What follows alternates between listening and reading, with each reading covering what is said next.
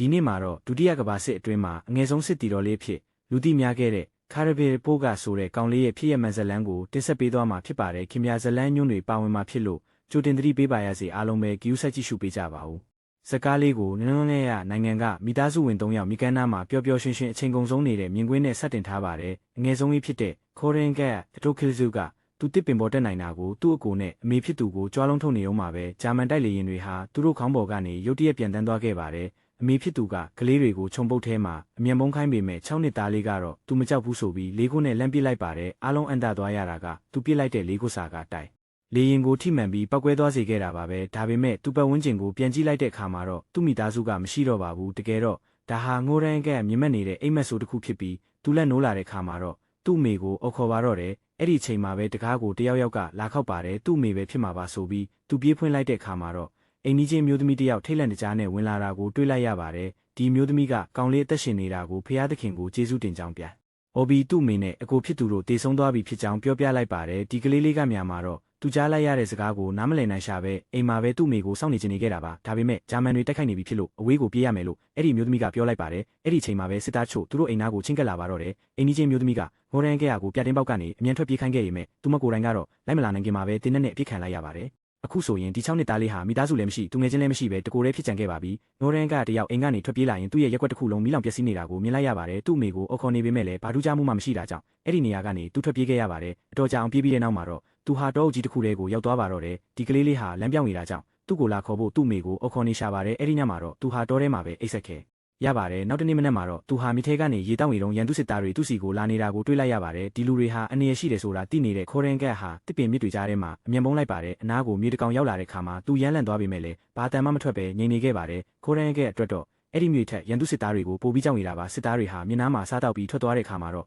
ခိုရင်ကက်ဟာသူတို့ခြံထားခဲ့တဲ့စားကျွင်းစားကြံတွေကိုကောက်စားပြီးအဲ့ဒီညကိုဖျက်တမ်းခဲ့ရပါတယ်ဒါပေမဲ့နေကုံဆုံးသွားတဲ့ခါမှာတော့ဒီကလေးလေးဟာအားအင်ကုန်ခန်းနေပါပြီသူဟာနှစ်ရက်တိုင်ဘာမှကောင်းကောင်းမစားရသေးပဲဥတီယာမရှိလမ်းလျှောက်နေခဲ့တာပါသူဟာခြေရောက်နာနေပေမဲ့လည်းမရက်မနာဆက်လျှောက်နေခဲ့ပါတယ်လမ်းမှာတော်သီးလေးတွေတွေ့တော့သူဆာဆာနဲ့ခူးစားနေအောင်ပါပဲသူ့နောက်မှာပောက်ကွဲမှုတစ်ခုဖြစ်သွားပါတယ်ကောင်လေးဟာခေါင်းတွေမူနောက်ပြီးသူ့နောက်မှာတယောက်လိုက်လာတယ်လို့မျိုးထင်အောင်ထင်မှားတွေဖြစ်လာပါတယ်ဒါပေမဲ့ဒီလိုခြေနေမှာတောင်သူဟာတတိရှိရှိနဲ့သူ့မှာတင်းနေပါကြောင်းသူမကြောက်ကြောင်အော်ပြောနေခဲ့ပါသေးတယ်သူရှေ့ကိုဆက်လျှောက်နေရင်ခဏကြာမှာတော့တတိလေးလေးကျသွားပါတော့တယ်သူအိပ်ပျော်နေတော့မှပဲစစ်သား2ယောက်သူ့စီကိုချင်းကပ်လာပါတယ်အဲ့ဒီနောက်မြင်ကွင်းကတော့ကန်ဖစီတေဗီကင်းလက်စစ်သားတွေကိုစောင့်နေတဲ့ငငငယ်ပြစစ်ချေဆိုင်စခန်းစီကိုရောက်သွားပါတယ်စစ်သားတွေဟာဒဏ်ရာတွေနဲ့အားနေနေတဲ့ဒီကလေးလေးကိုခေါ်လာကြပါတယ်စစ်သားတွေကသူတို့ဟာကောင်လေးဘက်တော်သားတွေပါလို့ပြောလိုက်တဲ့အခါမှာခိုရင်ကလည်းစိတ်အေးသွားပြီးသူ့နာမည်ကိုမိတ်ဆက်ပါတယ်ကောင်လေးကတက်ရင်မှာဦးကြီးကိုလက်ဆွဲနှုတ်ဆက်ပြီးသူ့ကိုယ်သူမိတ်ဆက်သူအိပ်ပျော်နေစစ်သားတွေအားလုံးရေမောကုန်ကြပါတယ်စစ်သားတွေဟာဒီကလေးလေးကိုချစ်ခင်သွားကြပြီးသူ့ကိုဝိုင်းဝန်းပြုစုကြပါတယ်သူ့ကိုရေတိုက်အစာကျွေးကြတယ်လို့ခက်ထန်လာပါတယ်ဆိုတဲ့တရင်မှုကြီးကိုယ်တိုင်အောင်ကောင်လေးကိုဂယူးတစိုက်ကြည့်ရှုပေးခဲ့ပါတယ်ဂေးစင်ရဲလို့ခေါ်တဲ့နတ်မလေးကမိုရန်ကဲရဲ့တန်ရာတွေကိုစစ်ထည့်ပေးရင်သူ့ရဲ့ချစ်စရာကောင်းတဲ့ပင်ကိုစရိုက်လေးကိုသဘောကျသွားခဲ့ပါတယ်။ကောင်လေးကသူကြီးလာရင်စစ်သားဖြစ်ချင်တာကြောင့်သူ့တန်ရာပေါ်မှာတင်ကားပုံလေးဆွဲပေးဖို့တောင်းဆိုခဲ့ပါတယ်။တန်ရာရထားတဲ့စစ်သားတွေတောင်ဒီကလေးလေးနဲ့စကားပြောရတဲ့အခါမှာစိတ်ပေါ်ပါသွားကြပါတယ်။ကိုရန်ကဲဟာတရင်မှုကြီးရဲ့တင်းနဲ့တစိတ်တွေကိုအရန်စိတ်ဝင်စားနေတာပါ။တရင်မှုကြီးကလည်းကောင်လေးမေးသမျှကိုစစ်ရှိလက်ရှိဖြေပေးတဲ့အပြင်ကြီးစံတွေထုတ်ထားတဲ့ဂုံတူးဆောင်ပစ္စတိုတင်းနဲ့လည်းပေးကစားခဲ့ပါတယ်။ကိုရန်ကဲကသူ့ပိုက်ပေါ်မှာဆွဲထားတဲ့တင်ကားပုံကိုပြပြီး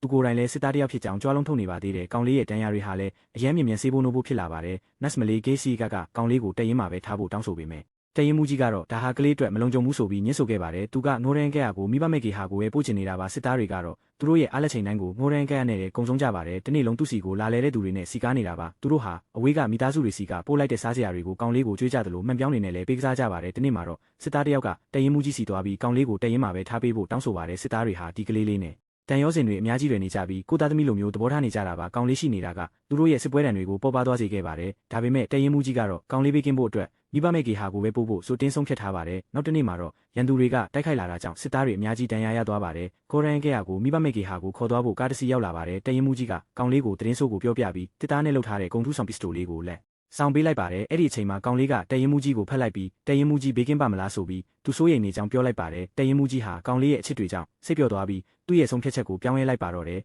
သူကငိုရန်ကဲကိုသူ့ရဲ့သားဖြစ်တဲ့စစ်သားတွေကြားမှာဆက်နေဖို့ပြောလိုက်ပါတော့တယ်အဲ့ဒီညမှာပဲစစ်သားတွေဟာဒီကလေးလေးအတွက်စစ်သားဝတ်စုံသေးလေးတွေကိုလိုက်ရှာကြပါတယ်ခိုရင်ကဲသူတို့နဲ့အတူဆက်နေမှာဖြစ်လို့အားလုံးကအရန်ကိုပျော်ရွှင်နေကြတာပါတရင်မှုကြီးကကိုရင်ကဲကိုနိုးပြီးစစ်ဝတ်စုံလေးပေးလိုက်ပါတယ်သူကအဲ့ဒီဝတ်စုံလေးဝတ်ပြီးပက်ပြေးနေတာဟာတကယ်စစ်သားလေးတယောက်နဲ့တူနေပါတော့တယ်တခြားသူတွေကလည်းသူ့ကိုစစ်သားလေးလို့ခေါ်ကြပါတယ်ကောင်လေးပက်ပြေးနေအောင်မှာပဲဂျာမန်တွေကတရင်ကိုလေကြောင်းကနေတိုက်ခိုက်လာပါတယ်စစ်သားတွေကကိုရင်ကဲကိုဘေးကင်းတဲ့နေရာကိုအမြန်ပို့ပေးပြီးရန်သူ အေကိုပြန်တိုက်ကြပါတယ်ဒဏ်ရာရတဲ့စစ်သားတွေလည်းတဖြည်းဖြည်းများလာပါတယ်ခိုရင်ကက်ကသူလည်းတစ်ဖက်တစ်လမ်းကကူညီချင်တာကြောင့်ရင်းငက်နေတဲ့စစ်သားတွေကိုရေလိုက်တိုက်ပါတယ်စစ်သားတစ်ယောက်ကမျက်လုံးမှာပတိစီးထားရလို့သူ့မိသားစုစီကလာတဲ့စာကိုဖတ်ပြဖို့ကောင်းလေးကိုအကူအညီတောင်းပါတယ်ဒီကလေးလေးကကူညီချင်ပေမဲ့သူကစားမတက်သေးပါဘူးဒါပေမဲ့သူကစားအိတ်ကိုယူပြီးစစ်သားရဲ့အိမ်ကနွားမကြီးဘေးကင်းကြောင်းစသဖြင့်သူ့စိတ်ကူးတဲ့ရှိရာတွေကိုရှောက်ဖတ်ပြလိုက်ပါတယ်အဲ့ဒီစစ်သားကသူ့မှာနွားမရှိပါဘူးလို့ပြောတဲ့အခါမှာတော့တခြားစစ်သားတွေကဇလန်အတိုင်းပဲလိုက်ပြောပေးလိုက်ဖို့ပြောပြီးရေမောကြပါတယ်သူကတခြားသူတွေရဲ့စာတွေကိုလည်းဒီလိုမျိုးပဲဖတ်ပြပြီးအားလုံးကိုပျော်ရွှင်အောင်လုပ်ပေးခဲ့ပါတယ်နောက်မြင်ကွင်းမှာတော့ဒေးစီကနဲ့တရင်မှုကြီးတို့စကားပြောနေတာကိုတွေ့ရပါတယ်သူတို့နှစ်ယောက်ဟာတယောက်ကိုတယောက်စိတ်ဝင်စားနေကြပေမဲ့ဖွင့်မပြောကြသေးပါဘူးနောက်ပိုင်းမှာတော့ခိုရင်ကက်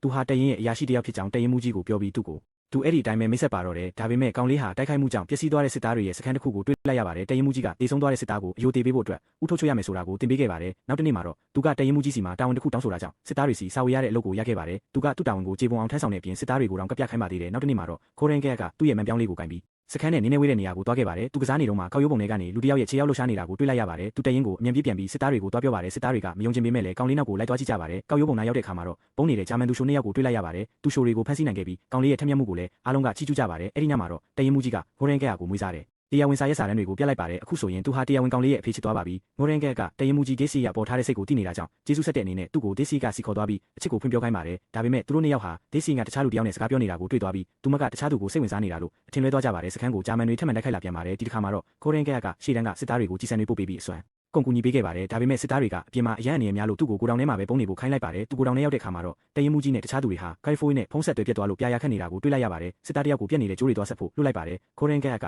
ကအဲ့ဒီစစ်သားနောက်ကိုလိုက်သွားတဲ့ခါမှာတော့စစ်သားဟာဒဏ်ရာပြင်းပြင်းထန်ထန်ရထားတာကိုတွေ့လိုက်ရပါတယ်သူကတင်အဆဲဆဲစစ်သားစီကနေကြိုးတွေကိုဘယ်လိုဆက်ရမလဲဆိုတာမေးပြသူကိုယ်တိုင်ပဲဆက်လိုက်ပါတယ်အဲ့ဒီနောက်မှာတော့အဆက်အသွယ်ပြန်ရသွားပြီးစစ်ကူတွေထပ်ခေါ်နိုင်ခဲ့ပါတော့တယ်ဒီ6နှစ်သားလေးကလူတိုင်းရဲ့အသက်ကိုကယ်တင်လိုက်နိုင်ခဲ့ပါတယ်အဲ့ဒီနောက်မှာတော့တရင်မှုနဲ့ဒေးစီငါတို့မြေပေးမှာစကားပြောနေကြတာကိုတွေ့ရပါတယ်တရင်မှုကနောက်ဆုံးမှာတော့သူ့ကိုချစ်တဲ့အကြောင်းဖွင့်ပြောလိုက်ပြီးခိုရင်ကက်ရဲ့မိခင်ဖြစ်ပေးဖို့တောင်းဆိုလိုက်ပါတယ်ဒေးစီကတယောက်အရန်ကိုပြောသွားပေမဲ့သူတခုခုပြန်မပြောခင်မှာပဲစစ်သားတယောက်ရောက်လာပြီးတရင်မှုစီကိုစာတစောင်လာပေးပါတယ်သူတို့ကိုတက်စခန်းကနေတခြားနေရာကိုပြောင်းရွှေ့ဖို့အမိန့်ချလာပြီးလို့ပြောလိုက်တာပါနောက်နေ့မှာအဲ့တော့စစ်သားတွေအားလုံးခိုရင်ကက်နဲ့အတူတက်စခန်းတစ်စီကိုထွက်ခွာခဲ့ကြပါတယ်ဒါပေမဲ့လန်ခီမှာတော့သူတို့ဟာမိုင်းကွင်းတစ်ခုနဲ့တိုးမိပြီးရင်ချိုးပောက်ကွဲပျက်စီးသွားခဲ့ပါတယ်တရင်မှုတန်ရာရသွားတယ်လို့ခိုရင်ကက်နဲ့ရင်းနှီးတဲ့စစ်တပ်သားလေးကတော့ပောက်ကွဲမှုအတွင်းတေဆုံးသွားခဲ့ပါတယ်သူကငိုယိုပြီးတရင်မှုကိုဖတ်ထားလိုက်ပါတယ်သူတို့ဟာတန်ရာရတဲ့သူတွေကိုခေါ်ဆောင်ပြီးတက်စခန်းတစ်စီကိုခီးဆက်ခဲ့ကြပါတယ်တက်စခန်းတစ်ကိုရောက်တဲ့အခါမှာတော့တရင်မှုရဲ့အထက်လူကြီးဖြစ်တဲ့ဗိုလ်ချုပ်နဲ့တွေ့ဆုံခဲ့ပါတယ်ဗိုလ်ချုပ်ကလည်းဒီကလေးလေးရဲ့စိတ်တက်ကိုသဘောကျသွားပြီးဒီလောက်ထိတော်တဲ့ကလေးကိုပိုင်ဆိုင်ထားတဲ့အတွက်တရင်မှုကိုချီးကျူးစကားပြောခဲ့ပါတယ်နောက်နေ့မှာတော့သူတို့တက်ခွဲဟာဂုံထူးဆောင်လန်ကိုချီးမြှင့်ခံရတယ်လို့ဒီကလေးလေးလည်းဆုချီးမြှင့်ခံခဲ့ရပါတယ်ဗိုလ်ချုပ်ကသူ့ကိုတစိမ့်လေးတက်ပေးတဲ့အချိန်မှာသူကတိုင်းပြည်ကိုကယ်တင်ပါမယ်လို့ကတိပေးလိုက်ပါတယ်တညမှာတော့သူတို့ရဲ့စခန်းဟာအပြင်းထန်တိုက်ခိုက်ခံရပြီးတရင်မှုဟာအဆောက်အဦအပျက်စီးတွေအောက်မှာပိတ်မိသွားခဲ့ပါတယ်ခိုရင်ကက်ကသူ့ဖေအတွက်ငိုယိုပြီးကယ်တင်ဖို့ကြိုးစားခဲ့ပါတယ်သူဟာတခြားစစ်သားတွေကိုလန့်ခေါ်ခဲ့ပြီးနောက်ဆုံးမှာတော့တရင်မှုကိုအပြင်ထုတ်နိုင်ခဲ့ပါတယ်နောက်နေ့မှာတော့ခိုရင်ကက်ကဒဏ်ရာရနေတဲ့တရင်မှုစီကိုတွားခဲ့ပါတယ်တရင်မှုကိုကယ်ဖို့ကြိုးစားရင်းနဲ့သူ့ရဲ့လက်ကလေးတွေလည်းဒဏ်ရာရသွားခဲ့တာပါအခုဆိုရင်ဒီကလေးလေးဟာတက်ဖွဲ့ရဲ့ခွဲမရတဲ့အစိတ်ပိုင်းတစ်ခုဖြစ်နေပါပြီသူ့မှာသူတို့ကလွဲလို့တခြားမိသားစုမရှိတော့သလိုစစ်ပွဲအတွင်းသူတို့သွားလျာကိုလိုက်ပါခဲ့ပါတယ်တရင်ကြီးတခြားစခန်းတစ်ခုကိုပြောင်းရွှေ့သွားတာနဲ့အတူရုပ်ရှင်ကပြီးဆုံးသွားပါတယ်နောက်ခံစကားပြောတဲ့အရသူဟာနေ့ရက်တစ်ပတ်ဖာတိုက်ပွဲမှာတောင်ပါဝင်ခဲ့ပြီးစစ်သားတွေနဲ့အတူကြော့တီချနိုင်ငံထိရောက်ရှိခဲ့တယ်လို့သိရပါတယ်သူဟာကမ္ဘာ့တပ်ငယ်ဆုံးစစ်သားဖြစ်လူသိများ